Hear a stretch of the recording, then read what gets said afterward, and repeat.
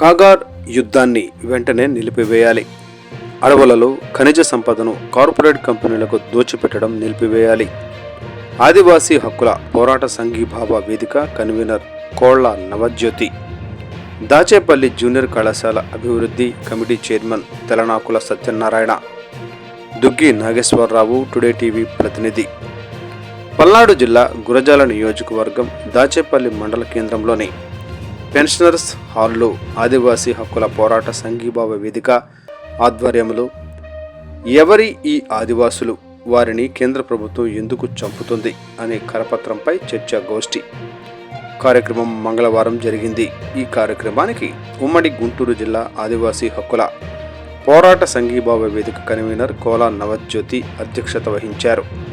ఈ సందర్భంగా వక్తలు మాట్లాడుతూ ఎవరి ఆదివాసీలు, వాళ్లను మన కేంద్ర ప్రభుత్వం ఎందుకు చంపుతుంది?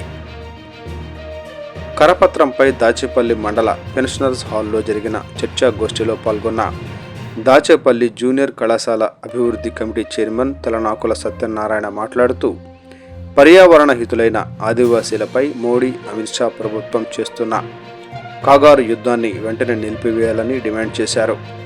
ఈ చర్చా గోష్ఠిలో ఉమ్మడి గుంటూరు జిల్లా ఆదివాసీ హక్కుల పోరాట సంఘీభావ వేదిక కన్వీనర్ కోలా నవజ్యోతి మాట్లాడుతూ కార్పొరేట్ కంపెనీలకు అడవిలో ఉన్న అరుదైన 28 రకాల ఖనిజ సంపదను అంబానీ, అదానీ ఇతర కార్పొరేట్ కంపెనీలకు దోచిపెట్టడాన్ని వ్యతిరేకిస్తున్న ఆదివాసీ హత్యలు చేసి అడవి నుండి తరిమివేసే సామూహిక హత్యాకాండను నిలిపివేయాలని డిమాండ్ చేశారు.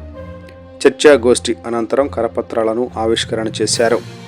ఈ కార్యక్రమంలో C Kodandarami Reddy, Dachepalli pensioners association అధ్యక్షులు బుర్రి కృష్ణారెడ్డి, సీనియర్ కమ్యూనిస్టు నాయకులు V Nageswara Rao, retired teacher Tammisetti Venkata Narasaiah, pensioner T Krishnamurthy పాల్గొన్నారు.